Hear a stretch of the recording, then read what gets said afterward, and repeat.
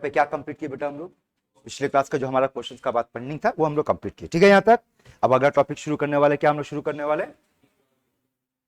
ध्यान से सुनो, ओए गधी, तुम लोग ना किडनी तोड़ देंगे मार के तुम्हारा। सुनो, एक मजेदार चीज सुनो, क्या पढ़ने जा रहे बेटा हम लोग? डी ना, हम लोग डी ब्रॉगली नहीं पढ़ेंगे। सुनो, इस बंदे का पहले पूरा नाम सुन लो, क्या है?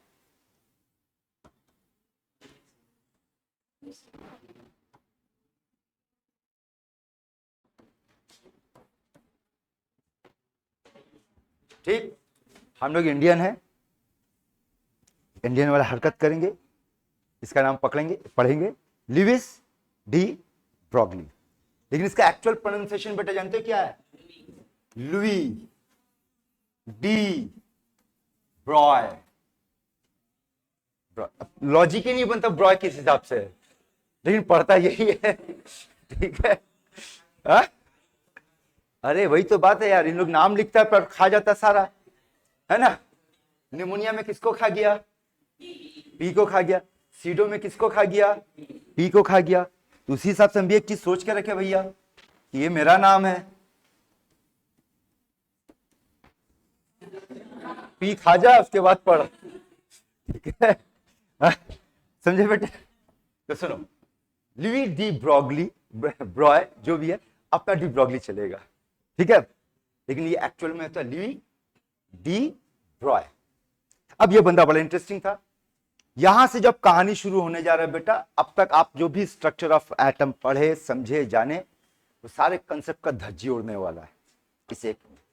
यहां से पूरा नजरिया ही बदल जाएगा बेटा, एटम का स्ट्रक्चर का पूरा नजरिया बदलने वाला है। अब थोड़ा सा कहानी को समझो।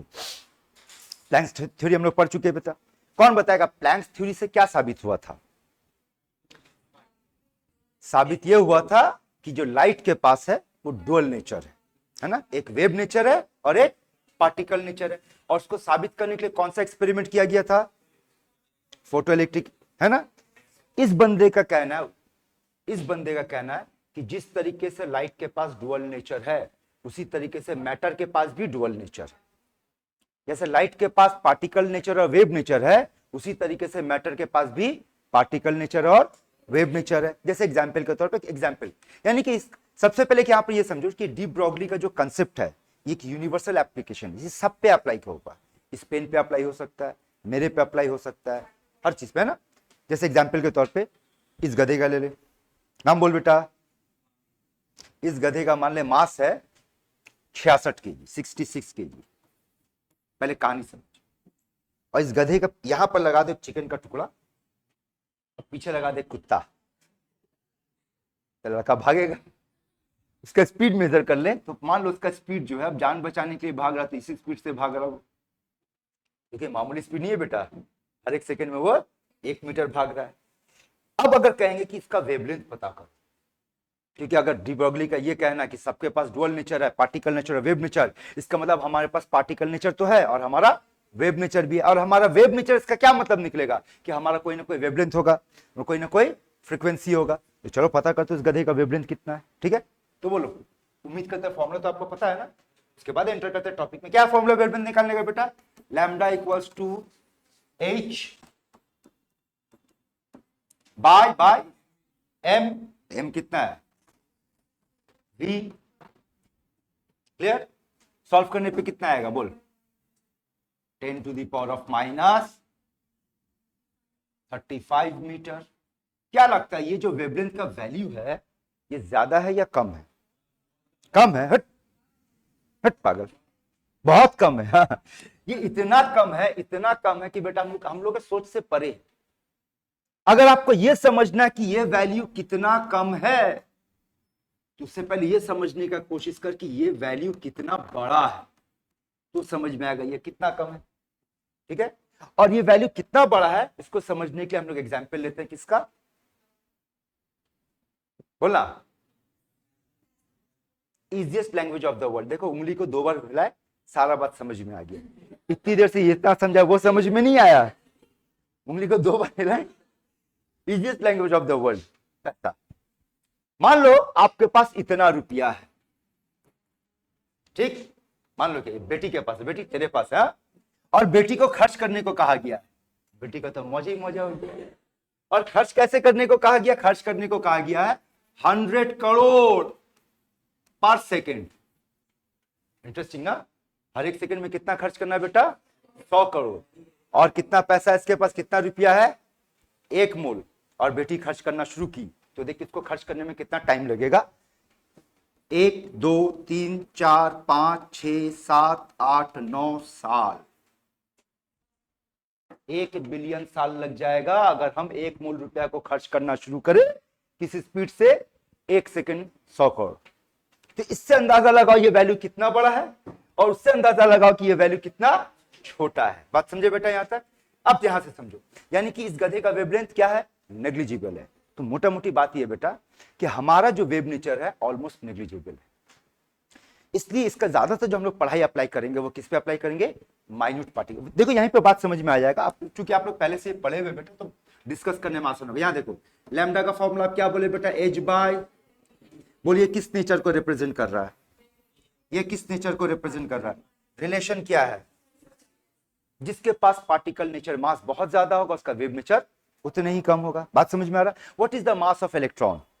What is the absolute mass of electron? Absolute mass of electron 9.1 into 10 to the power of -31 kilogram. What is the relative mass of electron? 0। अब अगर इस कंसेप्ट को हम लोग इलेक्ट्रॉन पे अप्लाई करेंगे तो बताओ तो इलेक्ट्रॉन का कौन सा नेचर बढ़ जाएगा? Wave nature. यहां से आपके पास यही तो खेल शुरू हो रहा है। अब हम लोग का इलेक्ट्रॉन को देखने का नजरिया बदल जाएगा बेटा। यहां से अब हम लोग इलेक्ट्रॉन को पार्टिकल के हिसाब से अब तक देखते हुए हैं, अब उसको हम लोग कैसे देखने वाले हैं? वेव। अब इलेक्ट्रॉन एक वेव बन चुका है। जैसे इलेक्ट्रॉन वेव बना बेटा, जिस दौर में ये कहानी आया था उस वक्त सारे साइंटिस्ट का दिमाग घूम गया। सारा का सारा कंसेप्ट वहीं से तो बेटा पूरा कंसेप्ट ही आपका जो स्ट्रक्चर ऑफ एटम का जो मामला था वो पूरा बदल गया। आइए समझते हैं। यहाँ गधा, यहाँ ध्यान देवे। रुपया का बात सुने लड़का एक्साइटेड है।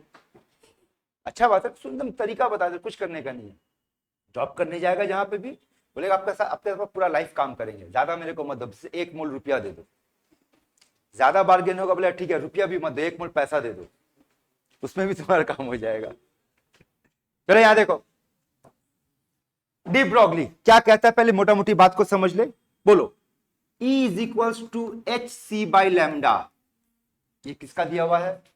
कौन दिया? ये प्लैंक। और इसके अंदर आपको कौन सा नेचर ज्यादा दिख रहा है? Wave nature. और E equals to M C square, ये कौन दिया था? इसमें कौन सा नेचर दिख रहा है? पार्टिकल। दोनों को मिला करके हम लोग क्या लिख सकते हैं? H C by lambda equals to M C square. C और सी कट गया बेटा, तो बचा क्या? H by lambda equals to M C. तो अब पहला सवाल आप लोगों के लिए, पहला सवाल आप लोगों के लिए फिर से अच्छे से समझना इस बात को।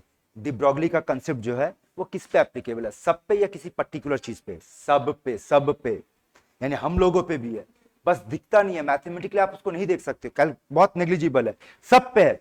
यानी कि डी ब्रॉगली का जो कंसेप्ट है वो स्पेसिफिक हुआ कि जनरल हुआ? जनरल। इसलिए हम लोग सी को रिप्लेस करके वहां लगा देंगे। क्यों? क्योंकि सी कहेंगे तो वो स्पेसिफिक हो जाएगा, वो सिर्फ लाइट का वेलोसिटी का बात करेगा। लेकिन हम जी वी की बात करेंगे तो वी का मतलब वो किसी भी चीज का वेलोसिटी हो सकता है, लाइट का भी वेलोसिटी हो सकता है, बट किसी भी चीज का। दैट मींस अब हमारा फॉर्मूला क्या बन रहा है बेटा? वो lambda equals to H by M V. यही है ना हमारा फॉर्मूला? बात समझे? वापस से समझते, फिर से देखो। तो लैम्डा इक्वल्स टू क्या मिला बेटा हम लोग को? H by M V. अब इसको अलग अलग तरीके से मॉडिफाई कर ले, जिस हिसाब से होगा उस हिसाब से हम लोग अपना इस्तेमाल करेंगे। अगला क्या लिख सकते हैं? बोल equals to H by P. Clear? Momentum के साथ काइनेटिक एनर्जी का रिलेशन बोल, बोलो बोलो। अंडर रूट 2m के E. Clear? Under root 2m। Clear है? ये भी तो हमारा एनर्जी है, ईवी। अच्छा, एक चैप्टर हुआ करता था आपके सिलेबस में, अब नहीं है, नाम है स्टेट्स ऑफ मैटर। उसके अंदर केमिस्ट्री में एक टॉपिक हम लोग पढ़ते थे, काइनेटिक थ्योरी ऑफ गैस। आप में से किसी भी बेटा या बेटी को याद है काइनेटिक थ्योरी ऑफ गैस में काइनेटिक एनर्जी का फॉर्मूला क्या था? जल्दी से बोल। 3/2 kT। के क्या था? Boltzmann constant. इसी चीज को अगर आप यहां पे अप्लाई करते तो बोलो अब ये फॉर्मूला क्या बनता? काइनेटिक एनर्जी की जगह बैठा ना बेटा इसको 3/2 kT, तो बोल 2 और 2 कटा, क्या बचा? 3 MKT, ये भी एक आप इस तरह से, ठीक है। आपको कहीं ना कहीं क्वेश्चन का साथ सामना करने को मिलेगा कि टेम्परेचर चेंज होने पे वेवलेंथ कितना चेंज हो रहा है, तब इस खेल का इस्तेमाल कीजिएगा। लैम्डा के साथ वो टेम्परेचर का रिलेशन इनवर्सली। आ रहा बात समझ में? आइए बात करते हैं, पढ़ इसको।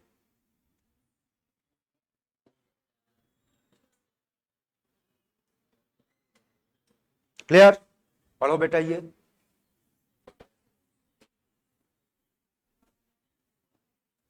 वैसे देखो यहाँ पे लिखा हुआ applicable to minute particle only, लेकिन ये मैक्रो पार्टिकल पे भी एप्लीकेबल है, लेकिन उसका रिजल्ट नेग्लिजिबल है, उस पर बातचीत नहीं करते हम लोग, ठीक है।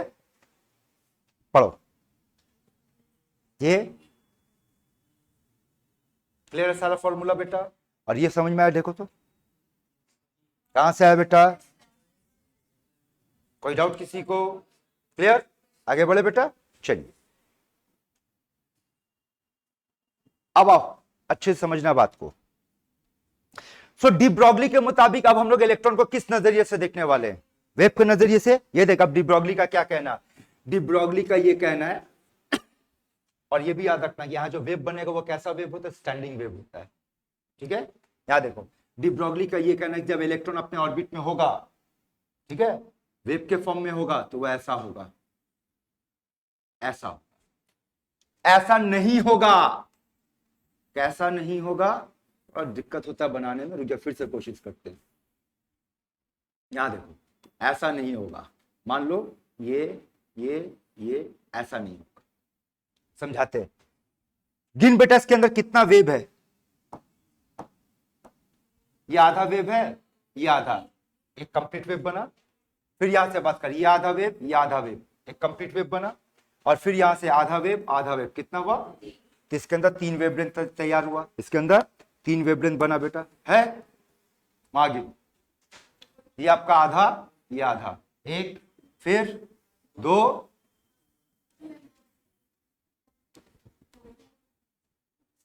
जब भी बनेगा वेव हमेशा होल नंबर पे बनेगा। देख होल नंबर का बात फिर से आ गया, याद है ना इस चैप्टर में क्या बताते थे? जब जब होल नंबर का बात होगा तो हम लोग जो वर्ड इस्तेमाल करेंगे वो क्या था? तो फिर से एक बार प्रैक्टिस कर ले बेटा, बोल। फोटो इलेक्ट्रिक इफेक्ट में किसका क्वांटाइजेशन हुआ? एनर्जी का। बोर्स थ्योरी में किसका क्वांटाइजेशन हुआ? एंगुलर मोमेंटम का। और यहां किसका क्वांटाइजेशन हो रहा है? वेवलेंथ का, ठीक है। यहां तक बात समझ में आया? तो इसके मुताबिक डी ब्रॉगली के मुताबिक जब भी इलेक्ट्रॉन होगा इस फॉर्मेट में होगा। यहां तक समझ में आ रहा? तो इसको दोबारा से समझाते हैं, दोबारा से देखो, इसको देखो तो ये समझ में आ रहा? ये होगा कि ये होगा? क्लियर है? आइए अब इसको फिर से समझते हैं। यहां देख, मान लो, इमेजिन करो, आप इमेजिन करो कि आप घर पे बैठकर कैसे एक मॉडल तैयार किए। कैसे बनाए? आप एक तार लिए, वायर लिए, समझना बात को। ये आपका वायर है, एक वायर लिए, उस वायर पे दूसरा एक वायर ऐसा ऐसा ऐसा ऐसा करके बना दिया, ठीक है। अब इमेजिन करो कि आप उस वायर को यहां से खोल दिए, तो वो ऐसा हो गया। इसमें कितना वेव है? गिन, 1 2 3 4 5 वेव। इसका मतलब उसके अंदर खोलने के बाद 1 2 3 4 5 ऐसा वेव बनेगा। अब ये बताओ, ये और ये डायग्राम सेम है या डिफरेंट है? अभी कर रहे हो? समझ आ रहा है बेटा? चलिए अब ध्यान से सुनना, ध्यान से सुनना। तो ये वो पार्ट है, ये वाला पार्ट है, ये क्लियर है? अच्छा अब बताओ, यहां से यहां तक का वैल्यू लैम्डा, यहां से यहां तक का वैल्यू, यहां से यहां तक का वैल्यू, यहां से यहां तक का वैल्यू, यहां से यहां तक का वैल्यू, कितना लैम्डा तैयार हुआ? 5 लैम्डा। और यहां से यहां तक ये जो लाइन है, ये जो लाइन, इस लाइन का वैल्यू बता, 2 पाई आर, क्योंकि यही था ना गोल बेटा, ये 2 पाई आर के बराबर होना चाहिए। तो क्या कह सकते हैं बेटा कि यहां पर जो 2 पाई आर का वैल्यू है वो कितना लैम्डा के बराबर है? 5 लैम्डा के बराबर है। बात समझ में आ रहा है? अच्छा इमेजिन करो, अभी जो थोड़ी देर पहले डायग्राम बनाया था, ये इसी को ले लो, कितना वेव बनाया होगा? 3। तो बोलो तो यहां पर ये वाले का वैल्यू कितना हो? 2 पाई आर किसके बराबर है? 3 लैम्डा। इसी तरीके से अगर हम किसी भी फॉर्मेट में काम करेंगे तो क्या मिलेगा? 1 लैम्डा मिलेगा, 2 मिलेगा, 3 मिलेगा, 4 मिलेगा, 5 मिलेगा, है ना? दोबारा से समझ, ये देख, इस डायग्राम को फॉलो कर, बोल इसमें कितना लैम्डा दिख रहा आपको? दिख रहा? 2 है ना? बोल 1 2, इसके अंदर 1 2 3, इसके अंदर 1 2 3 4, तो इसमें 2 पाई आर किसके बराबर होगा? इसमें that means in general term we can write 2 pi r equals to n lambda. Clear है? ठीक। अच्छा, बोर्स थ्योरी के मुताबिक r का वैल्यू क्या था? अभी पढ़े थे, r नॉट, है ना? ठीक है। यहां से सुनो, आपके एग्जाम में ये कहेगा, जो बताने जा रहे हैं, लैम्डा पूछेगा। किसका लैम्डा पूछेगा? इलेक्ट्रॉन। क्योंकि अब ये सब कौन है? इलेक्ट्रॉन है ना। बोलेगा इलेक्ट्रॉन का वेवलेंथ पता करो। और कहां पूछेगा इलेक्ट्रॉन का वेवलेंथ? इन nth ऑर्बिट। एक डायरेक्ट कैप्सूल तैयार हो रहा है बेटा, तैयार करके खा लो। देखना पिछले कुछ सालों में नीट में, जेई में ये क्वेश्चन रिपीट किया कई बार। ठीक है, याद देखो। तो बोले अब हमारा फॉर्मूला क्या बनेगा? 2 पाई आर की जगह क्या लिखेंगे बेटा? R naught into N square. By default हम लोग हाइड्रोजन की बात करें, जेड को 1 लेकर के छोड़ दो। इक्वल्स टू क्या बनता है? बोल, N lambda. Therefore what is the value of lambda? 2 pi R naught into, ये रहा तेरा डायरेक्ट फॉर्मूला। किसी भी ऑर्बिट में अगर इलेक्ट्रॉन का वेवलेंथ पता करना है, 2 पाई आर नॉट, और जो नंबर ऑफ ऑर्बिट होगा आपको उससे मल्टीप्लाई करना है। बात समझ में आया बेटा यहां तक? वन मोर थिंग, यहां एन किसको रिप्रेजेंट कर रहा है? ये एन किसको रिप्रेजेंट कर रहा है? बात करो, नंबर ऑफ ऑर्बिट। तो यहां से एक और क्वेश्चन तैयार होगा, ध्यान से समझना। क्या करेगा? बोलो, इसके अंदर कितना लैम्डा है? 5 लैम्डा है। इसके अंदर कितना लैम्डा है? 5 लैम्डा है। एग्जाम में ये डायग्राम देकर पूछेगा विच ऑर्बिट? 5th orbit. एकदम आसान है, सिंपल है, लेकिन वहां पकड़ना होगा। यानी कि जितना नंबर ऑफ ऑर्बिट होगा वेव उतना ही बनेगा। ये कौन सा ऑर्बिट है? ये कौन सा ऑर्बिट है? ये कौन सा ऑर्बिट है? ये कौन सा ऑर्बिट है? तभी तो होल नंबर नहीं। अगर बात समझ में आ रहा है ना, ऑर्बिट है तभी तो होल नंबर पे बात हो रही है। समझ में आ रहा है यहां तक? और इसकी बात करते हैं। यहां देखो फिर से, उससे पहले एक और बात, हम लोग इससे बातचीत किए थे ना बोर से, कि बोर भैया ये h/2 कहां से आया? तो बोर का जवाब क्या था? जानी ना।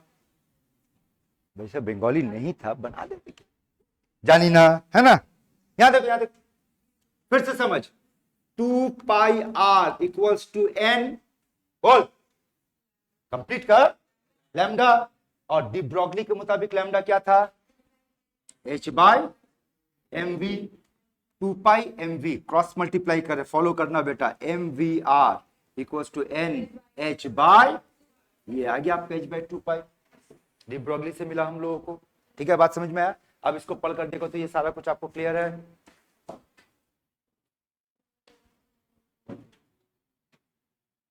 क्लियर है? आइए अब कुछ क्वेश्चन पे बातचीत करते हैं। ये देखो, क्वेश्चंस हम लोग बनाने वाले नहीं, एक दो को बनाएंगे बेटा, लेकिन आपको एक पैटर्न दिखाना चाह रहे। डी ब्रॉगली से आईआईटी बोल, नीट बोल, जेई बोल, एम्स बोल, सवाल सिर्फ एक ही पूछता हुआ आया। देखेगा क्या क्या मांगा है? किसका दिया क्या है ना? बन जाएगा। चलिए रुको रुको, कुछ पैटर्न दिखा दे। अभी हम लोग डिस्कशन नहीं करें, एम्स में पूछा था, 1998 का क्वेश्चन है। फिर से बात कर दे, क्या दिया है, क्या मांगा है, क्या किसका, क्या दे दिया आपको? एनर्जी दे दिया। आ रहे, उस पर भी हम कैलकुलेशन है ना। चलो मान लो जैसे इसको कैलकुलेट, आओ एक दो को कैलकुलेट कर भी लेता हो। ये आंसर तो आया हुआ पहले से, चलो देखते हैं। बोलो कैसे सॉल्व करेंगे बेटा इसको? मांगा क्या? लैम्डा, तो क्या लिखेंगे? लैम्डा एच का वैल्यू बोल, 6.6 into 10 to the power of, centimetre में बात हो रहा है, तो -27 बाय m कितना? 150 इंटू वी, तो वी तो मीटर पर सेकेंड है, उसको क्या करेंगे बेटा हम लोग? सेंटीमीटर पर सेकंड में ले जाएंगे। अभी आपका कैलकुलेशन आया, बात समझ में? अब ये देखो ये वाला क्वेश्चन, बोलो इसको कैसे सॉल्व करेंगे?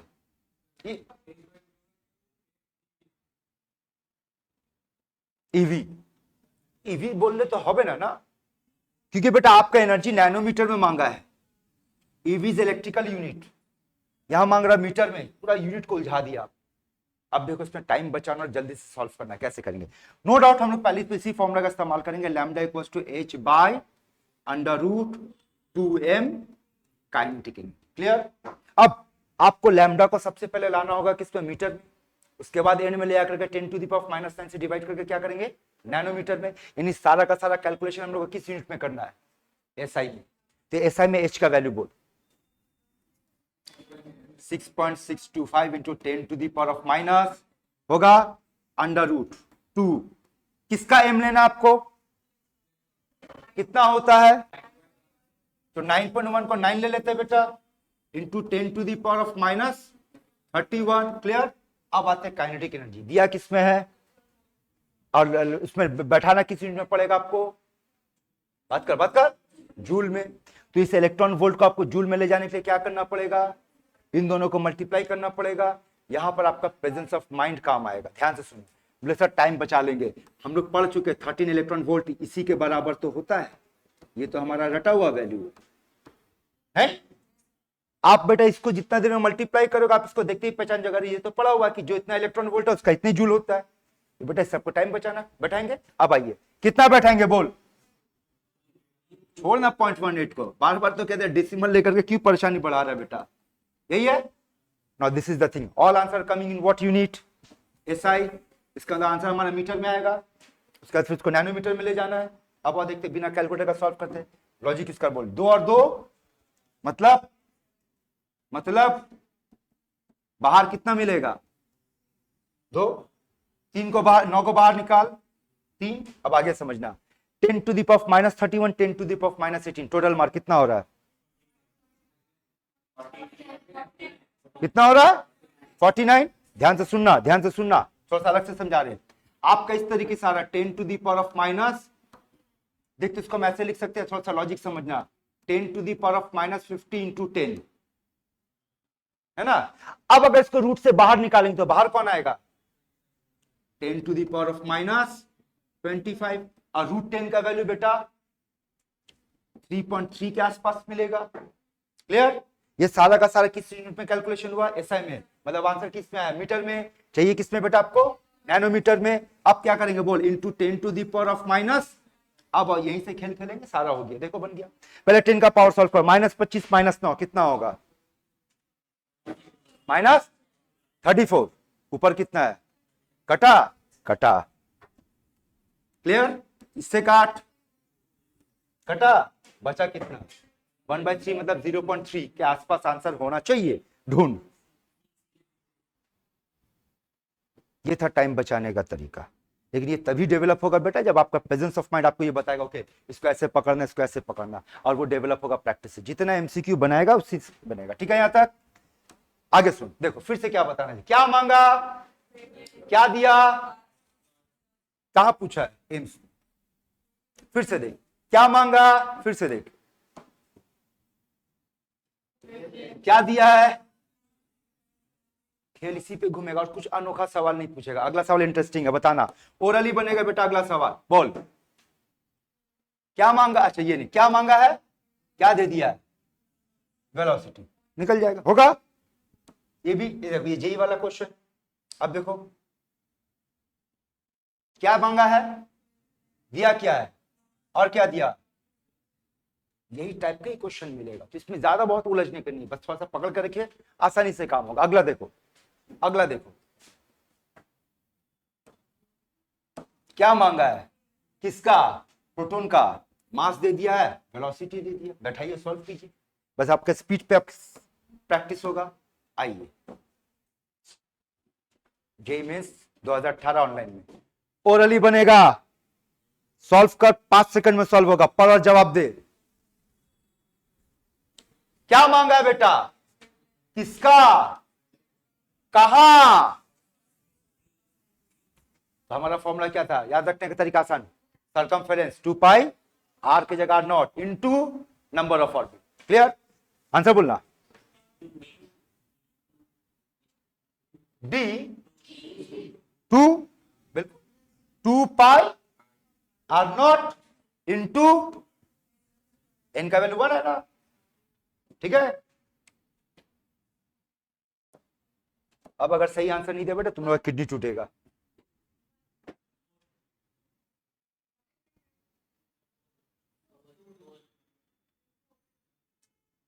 2 तुम लोग 2 को 2 करेंगे बेगधा। 2πr0 इंटू एन, एन कितना है 4, 4 इंटू 2 4 नहीं है ये होगा ना। है देख 20 में पूछा है, इस तरह का क्वेश्चन अभी पूछता है, बड़ा आसान है आपके पास, बस याद रखना 2πr0 इंटू एन। कई बार आर को देख पता है ना, आर नॉट को यहाँ पर किस टर्म में रिप्रेजेंट किया जा रहा है। पिछले वाले क्वेश्चन में क्या किया, आर नॉट का वैल्यू दे दिया, तो दे जाना दूसरे आप, ठीक है। चलो अगला देखो, फिर से क्या है, फिर से देखो इस बार क्या मांगा है मिनटम, फिर ठीक है। आपको सारा क्वेश्चन पहले नीट में आया वो क्वेश्चन, बस ये दिखाना चाह रहे बेटा आईआईटी में, जेई में, नीट में, जितना में भी डी ब्रॉगली का जो क्वेश्चन है वो यही है। या तो वेवलेंथ पूछेगा या मोमेंटम पूछेगा, और देगा क्या, मास दे देगा, वेलोसिटी दे देगा, काइनेटिक एनर्जी दे देगा। लेकिन नीट में देखो ये भी पूछा है, देखो ये भी है, क्या है, मास दे दिया, मांगा क्या है, स्पीड दे दिया है, ठीक। आओ फिर से ना, ये क्या होगा, हाँ आई। चल बेटा इसका आंसर तुम लोग बोलेगा। अच्छा प्रूफ कर सी करेक्ट आंसर है। 2πr0 इंटू एन कौन है, तो 2πr0 इंटू एन, 2 2 4 4 इंटू 50 200, 200 मतलब 2 का कौन सा आंसर होगा बोलो, सी। ठीक है, ये किस में आया बेटा, नीट में आया। तो अभी इसको पकड़ कर रख, 2πr0 इंटू एन, एकदम खेल सिंपल है बेटा, क्लियर यहां तक। चलिए आगे क्या बात करने वाले आप, हाइजेनबर्ग अनसर्टेनिटी प्रिंसिपल। तो सबसे पहले बहुत देर से आप लोग बैठे हुए हैं, डी ब्रॉगली नोट कर ले, फिर आगे हाइजेनबर्ग शुरू करते, ठीक है। हो गया बेटा आप लोगों का, करे चेंज सबका।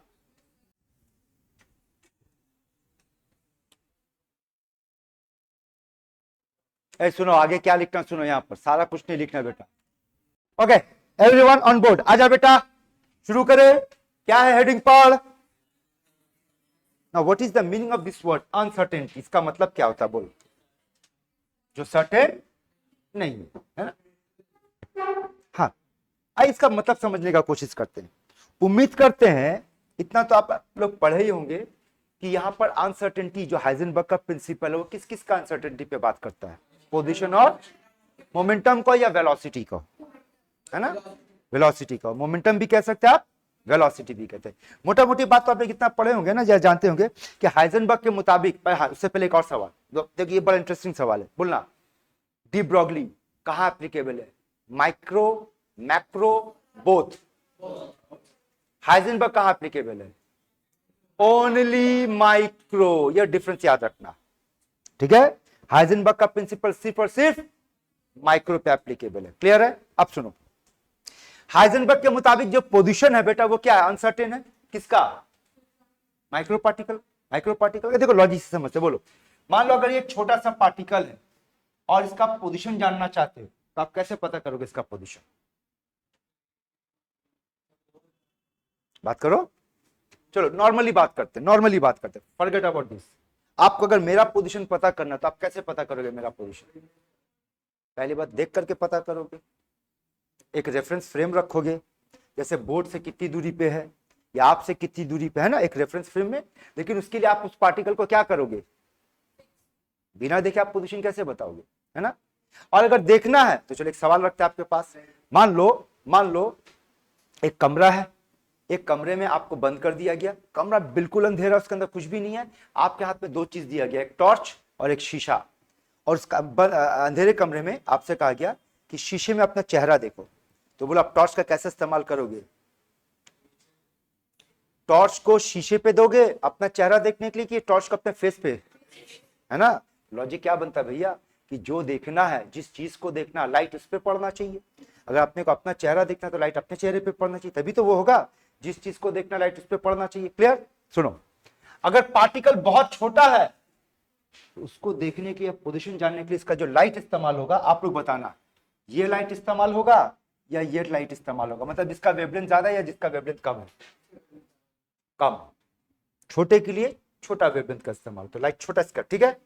और अगर इसका वेवलेंथ कम है तो इसका मतलब इसका एनर्जी बेटा बोल ज्यादा है। यानी कि जब एक फोटोन उसको जाकर के हिट करेगा तो उसका पोजीशन तो आपको पता चल जाएगा कि यहां बैठा हुआ है, यहां पर है, लेकिन इमीडिएटली इसका एनर्जी चेंज होगा, मोमेंटम चेंज होगा, वेलोसिटी चेंज होगा, बदल जाएगा वो। इन शॉर्ट ये कहा जाएगा कि किसी भी माइन्यूट पार्टिकल का एक साथ क्या क्या नहीं पता किया जा सकता है, बोलो बोलो।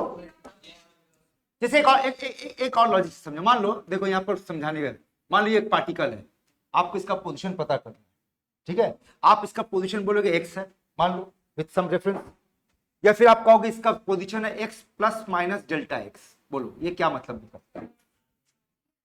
यही अनसर्टेनिटी है, या इसको एक्यूरेसी भी आप कह सकते हो, है ना।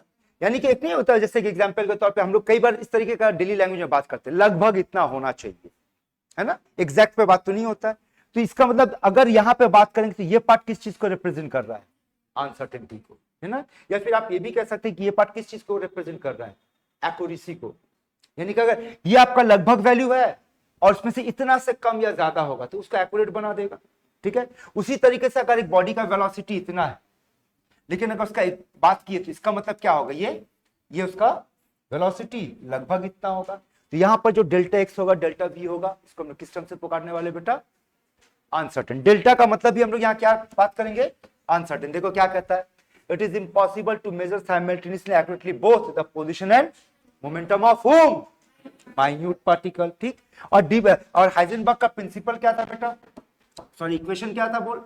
Delta x delta H greater than equals to H by 4 pi, sorry delta P. अच्छा ये बताओ, क्या हम लोग ये बातचीत की थी कि एच बाई 2 पाई का एक और नाम क्या होता है? मिस कर गए तो सुन लो, एच बाई 2 पाई को आप एक और तरीके से कैसे रिप्रेजेंट करते हो? H cross. लॉजिक समझे? एच कांस्टेंट है, 2 कांस्टेंट है, पाई कांस्टेंट है, तो कांस्टेंट बाई कांस्टेंट कांस्टेंट, इसको कहा जाता है reduce Planck's constant. Logic simple है भाई, आप अगर प्लैंक्स कांस्टेंट को 2 पाई से डिवाइड करो तो उसका वैल्यू बढ़ेगा या घटेगा? घटेगा। तो आप इसको क्या पढ़ोगे? Reduce Planck's constant. कई जगह पर आप इसको ऐसे भी लिख सकते हो, देखो तो ये लैंग्वेज समझ में आ रहा है? आ रहा बात समझ में? h बाई 4 पाई को हम h क्रॉस बाई 2 भी लिख सकते हैं, रिड्यूस प्लैंक्स कांस्टेंट बाई 2 भी लिख सकते हैं। अब यहां से मोटा मोटी बात समझो, देखो क्या बताया जा रहा है। हाइजेनबर्ग के मुताबिक पोजीशन का जो अनसर्टेनिटी होगा, मोमेंटम को जो अनसर्टेनिटी होगा, वो इसके आसपास होगा। और ये वैल्यू छोटा या बड़ा है? बहुत छोटा है। सोच कर देखो ना कि h का वैल्यू कितना है बेटा? 6.6 into 10 to the power of minus, यहीं से अभी समझ में आ गया, थोड़ी देर पहले समझाते बेटा कि ये वैल्यू कितना छोटा हो सकता है, ठीक है। ठीक, काफी छोटा है। दूसरी बात सुन, हाइजेनबर्ग से बेटा आपके एग्जाम में चाहे नीट हो, जेई हो, मेंस हो, एकदम बेसिक फंडामेंटल पे बातचीत होगा। क्या? उसका फॉर्मूला पे बोल, क्या उसका formula? Delta x delta P greater than equals to H by 4 pi और एच क्रॉस बाय। अब इसको मॉडिफाई कर लेते हैं, बोलो इसके लिए क्या लिख सकते हैं? Delta X M delta V greater than equals to बेटा एच बाई 4 पाई, ठीक। आगे समझ, मान लो velocity position by time, uncertain velocity uncertain position uncertain time, इसको दोबारा प्लॉट कर, तो फिर से बोलते फॉर्मूला क्या बनता है? डेल्टा एक्स डेल्टा वी के जगह डेल्टा एक्स बाई टी बैठा, क्या बन जाएगा? ये होगा m greater than equals to h by 4 pi. Clear? फिर से डेल्टा एक्स का वैल्यू निकाल, कितना आएगा? वो यहां बैठा दे, तो बोल क्या बनता है? m delta V square delta T greater than equals to h by 4 pi. Clear? दोबारा से समझना बेटा, बोल एनर्जी का फॉर्मूला ये होता हाफ एम वी स्क्वायर। हाँ क्लियर? नॉ डायमेंशन के मुताबिक एनर्जी क्या ये हो सकता है? E equals to M V square dimension के मुताबिक, क्योंकि हाफ का तो कोई डायमेंशन नहीं होगा, है ना। तो दोबारा से समझना बेटा, अगर लगा दे यहां डेल्टा ई, एम के आगे तो डेल्टा नहीं लगेगा, यहां लगा दिया डेल्टा वी, तो बोलिए टर्म किससे रिप्लेस हो जाएगा? डेल्टा ई से। यानी अब ये बन गया बेटा आपका delta E delta T greater than equals to H by 4 pi, ठीक है। तो ये आपको फॉर्मूला ध्यान में रखना बेटा, ये सारा फॉर्मूला का लिस्ट आपके पास है, ये दूसरा, तीसरा, चौथा, क्लियर है यहाँ तक? जैसा फॉर्मूला पूछेगा आप उसका इस्तेमाल करो। अब देखो यहां से हाइजेनबर्ग का इंटरेस्टिंग कहानी क्या होता है। देखो फिर से बात करें बेटा, डी ब्रोगली के मुताबिक एक कंसेप्ट तो पूरा बदल गया। क्या? क्या इलेक्ट्रॉन आपको किस नजर से देखना है? वेव की नजर से देखना है। जैसे ही आप इस थ्योरी को एक्सेप्ट करते हो हाइजेनबर्ग को, उसी मोमेंट पे आप बोर को रिजेक्ट करते हो। कैसे? और समझते हैं। बोर्स के मुताबिक ऑर्बिट कैसा था? सर्कुलर। और ये कौन है बेटा? न्यूक्लियस। ये कौन है? इलेक्ट्रॉन। और ये क्या है? Distance are. क्लियर है? अगर आपसे पूछे जाए what is the position of electron, आपका जवाब क्या होगा? With reference to nucleus which is at a distance of R. बोल इलेक्ट्रॉन को यहां लेकर जाए, डिस्टेंस बोल, यहां बोल, यहां बोल, यानी इलेक्ट्रॉन का पोजीशन यहां पर सर्टेन है कि अनसर्टेन है? सर्टेन है। लेकिन इसके मुताबिक इलेक्ट्रॉन का पोजीशन है, इलेक्ट्रॉन तो माइन्यूट पार्टिकल है, इलेक्ट्रॉन का पोजीशन क्या है बेटा? अनसर्टेन है। तो यहीं से आपका ऑर्बिट का कंसेप्ट ही खत्म हो गया, क्योंकि अगर बोर ऑर्बिट के हिसाब से बात करोगे तो इलेक्ट्रॉन का पोजीशन हमेशा सर्टेन आएगा। यही आगे चल करके कन्वर्ट होने वाला किसमें? कि इलेक्ट्रॉन हो सकता है यहां पाया जाए, हो सकता है यहां पाया जाए, हो सकता है यहां यहां यहां यहां यहां यहां पाया जाए, और बाइटल में कन्वर्ट होगा बात, है ना? यहां पर इलेक्ट्रॉन का पोजीशन अनसर्टेन है, कई सारा पॉसिबिलिटीज है, यहां पर इसका इलेक्ट्रॉन का पोजीशन फिक्स्ड है। समझ में आया बेटा बात? ठीक। अब एक इंटरेस्टिंग क्वेश्चन आप लोगों के लिए, अगर आपसे कहा जाए साबित करो, प्रूफ करो इलेक्ट्रॉन न्यूक्लियस के अंदर नहीं है, समझ में आ रहा क्या बोले? अगर आपसे कहा जाए कि साबित करो इलेक्ट्रॉन कहां नहीं है, इलेक्ट्रॉन कहां नहीं है, हम लोग तो जानते हैं कि इलेक्ट्रॉन न्यूक्लियस के अंदर नहीं, लेकिन इसका प्रूफ कैसे करोगे अगर ये साबित करने को कहा जाए? तो आइए इसका प्रूफ करने का उपाय बताते हैं। यहां देखो, इलेक्ट्रॉन न्यूक्लियस के अंदर नहीं है, इसको अगर प्रूफ करने को कहा जाए तो यह हाइजेनबर्ग अनसर्टेनिटी प्रिंसिपल से प्रूफ किया जा सकता है। कैसे किया जा सकता है? यहां ध्यान से देख, यहां ध्यान से देख। मान लो इलेक्ट्रॉन जो है वो कहां है बेटा? Inside the nucleus. आप में से किसी बेटा या बेटी को पता what is the radius of nucleus? Nucleus का रेडियस कितना होता है? 10 to the power of -15 metre होता है बेटा। ठीक है? इसका मतलब न्यूक्लियस का जो अगर हम लोग ये मान के चलते कि इलेक्ट्रॉन न्यूक्लियस के अंदर है, इसका मतलब इलेक्ट्रॉन का पोजीशन कहां होना चाहिए? इसी किसी के आसपास होना चाहिए, इसी में होना चाहिए। इलेक्ट्रॉन का मास कितना होता है बेटा? 9.1 into 10 to the power of -31 kg होता है। क्लियर?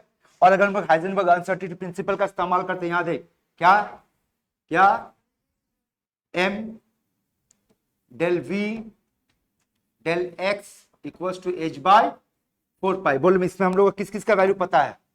m पता है, del x पता है, h पता है, 4 पाई पता है। तो बोले यहां से क्या पता कर सकते हैं हम लोग? और जब बेटा सारा वैल्यू आप पुट करोगे, सारा वैल्यू पुट करोगे, सॉल्व करोगे, तो आपका जवाब करीब करीब ऐसा आएगा।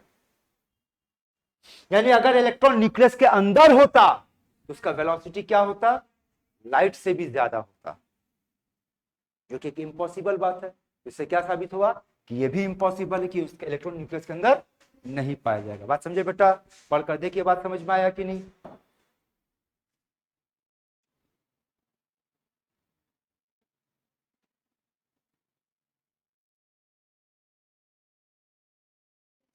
क्लियर है सबका?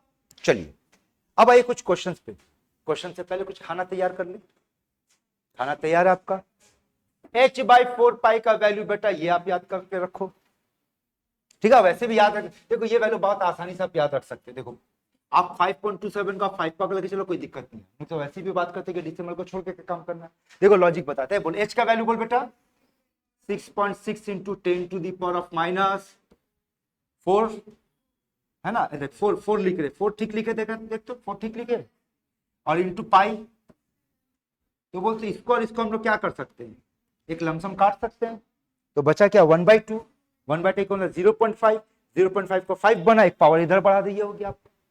ठीक है?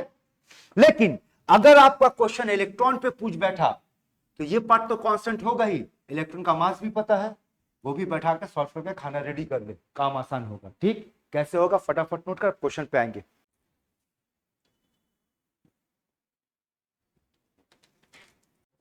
दो इंफॉर्मेशन नोट करके रखो बेटा, काम आएगा। आप लोग शायद ये डेटा नहीं जानते। रेडियस ऑफ एटम का वैल्यू बोल, और रेडियस ऑफ न्यूक्लियस, ये याद रखना। ठीक है?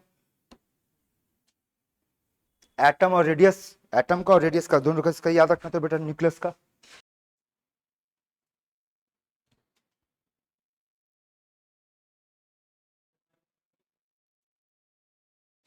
चलो मिलके बातचीत करते हैं। क्या दिया बेटा बात का पढ़। अनसर्टेनिटी दिया है, किसका अनसर्टेनिटी दिया है, किसका, दो पार्टिकल ए और बी, कितना कितना दे दिया, इतना और इतना। बोला mass of B is 5 times that of mass of A. इसका मतलब हम लोग कहेंगे कि mass of B is equal to what, 5 times mass of ए।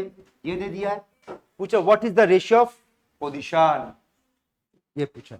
अब ये बताओ delta X of A into M of A delta V of A equals to क्या होगा, delta X of B M of B delta V of B होना चाहिए कि नहीं, दोनों इक्वल होना चाहिए कि नहीं, क्योंकि इसका भी वैल्यू तो आप लिखने वाले 4 पाई, इसका भी आप वही लिखने वाले, डायरेक्ट इसका यही हो रहा है ना। अब आपसे रेशियो किसका मांगा बेटा, है ना, तो अगर दोनों इक्वल है तो इसको नीचे लेके चले आओ। तो बोल क्या आता है, बोल delta X by M A delta B A है by delta X B M B delta V B equals to 1। अब ये वैल्यू आपसे मांगा है और ये वैल्यू आपको दे दिया, तो बोल पुट करेंगे एम ए का वैल्यू, एम ए देने तो, और एम बी का वैल्यू 5, तो बोल यहां पे कट के कितना आएगा 1/5 आएगा। इसका वैल्यू 0.05 यही है ना, इसका वैल्यू 0.02, डेसिमल कट गया, 5 कट गया, 2 बचा उधर फेंक दे, आंसर बोल। क्लियर। आइए बेटा अगला क्वेश्चन पे बात करते हैं, पढ़ो।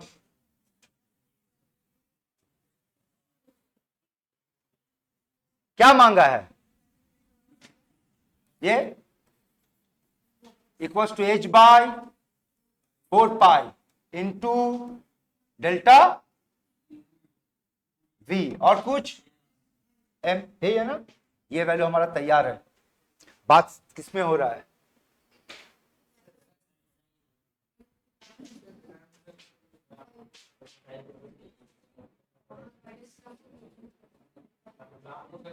बोलो इसका वैल्यू बोलना, 5 into 10 to the power of -35। V का वैल्यू बोल बेटा 10 टू द पावर ऑफ -5 है, ध्यान रखना ना। वेलोसिटी मांगा है, वेलोसिटी मांगा तो यहां एक्स कर ले, है ना, बात वही है।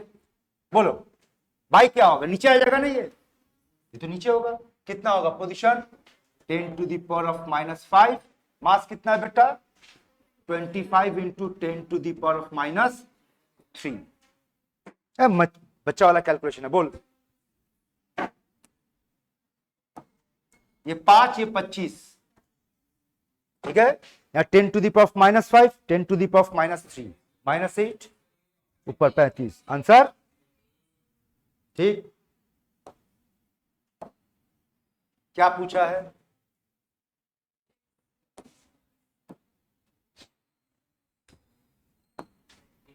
पढ़ा। अब ध्यान रखिए, जब इस तरीके का मामला कहा जाएगा तो समझ इसको सॉल्व कैसे करना है। यहां से आपको वेलोसिटी दिया 300 मीटर पर सेकेंड, अनसर्टेनिटी वेलोसिटी क्या कहलाएगा, ये कहलाएगा 0.001% ऑफ 300,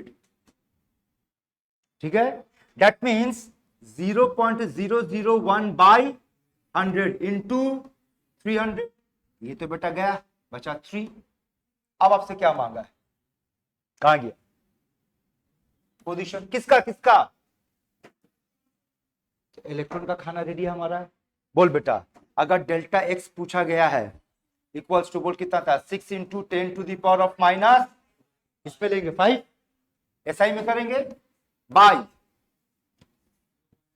ये है 3 into 10 to the power of बोल -3, सॉल्व कर, हो गया कैलकुलेशन।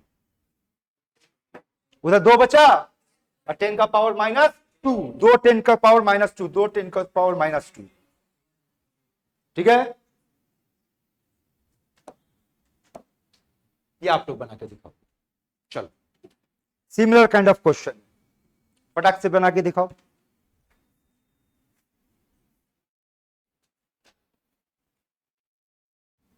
बोल बेटा, बॉम्बे सबका ठीक है। Now similar kind of question है, ठीक, आगे बढ़ते हैं।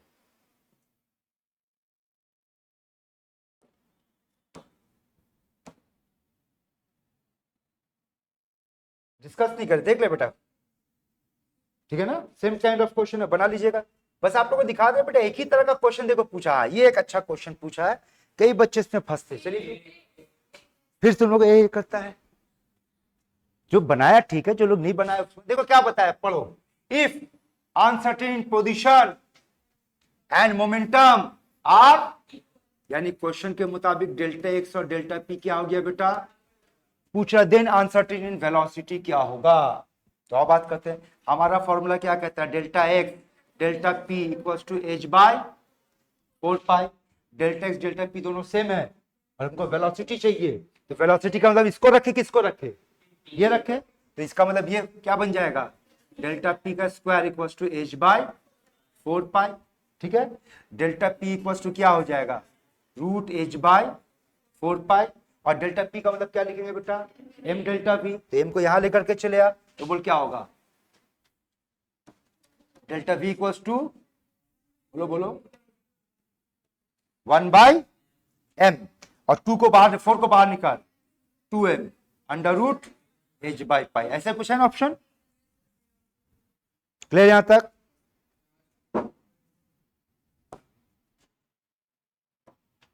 तो आंसर पढ़ लो, अब पढ़ने के बाद बोले sir similar kind of question,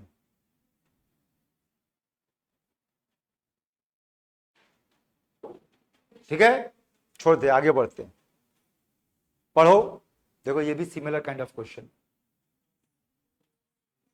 तो बेटा आपका हाइजेनबर्ग अनसर्टेनिटी प्रिंसिपल का ख्याल इसी में लिमिटेड है, इससे ज्यादा आपके पास नहीं पढ़ना ना जानना है, क्लियर यहां तक। तो यहां पर हो गया, तो आज का क्लास बेटा हम लोग यहीं पे स्टॉप कर रहे हैं।